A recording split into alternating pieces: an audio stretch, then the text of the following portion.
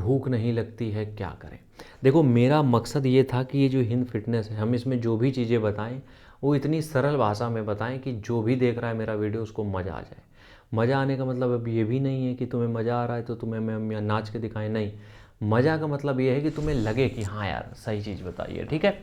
चलो आज की कहानी शुरू करते हैं। आगे बढ़ने से पहले भैया ये है स्टेमिना बूस्टर, जिनका भी टेस्टोस्टेरोन थोड़ा कम है, इसको भैया लेने के लिए सामने नंबर आ रहा है, 1250 रुपया की पेमेंट है। इस नंबर पे आपको करनी है जो नंबर आ रहा है सामने, और इसी नंबर पे पेमेंट का स्क्रीनशॉट, इसी नंबर पे अपना पूरा एड्रेस व्हाट्सएप कर देना हमें, तो हम तुम्हारे घर तक सही सलामत देने चले आएंगे, या तो फिर कोरियर से पहुंचा देंगे, ठीक है।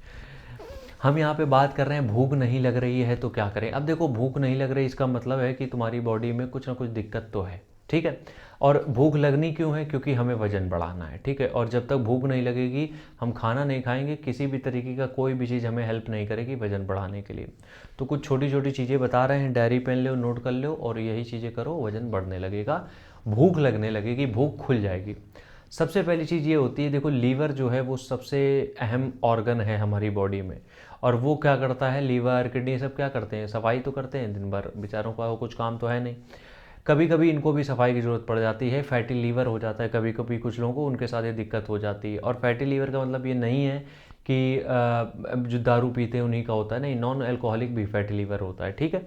अब होता क्या है कि जब इसके आसपास गंदगी जमा हो गई, इंटेस्टाइन में गंदगी जमा हो गई, तो खाना का जो न्यूट्रिशन है वो हमें मिल नहीं पाता, या फिर खाना शरीर में लग नहीं पाता है। पहला काम तुम क्या करोगे कि डेली बेसिस पे वजन घटाना हो या बढ़ाना हो, doesn't care, doesn't matter, sorry अंग्रेजी में थोड़ा उठ पटांग हो जाता है, सुबह उठते तुम एक गिलास पानी ज़रूर पियोगे गर्म। अब उससे ये नहीं होता है कि तुम्हारी चर्बी बह के चली जाएगी पानी में, नहीं।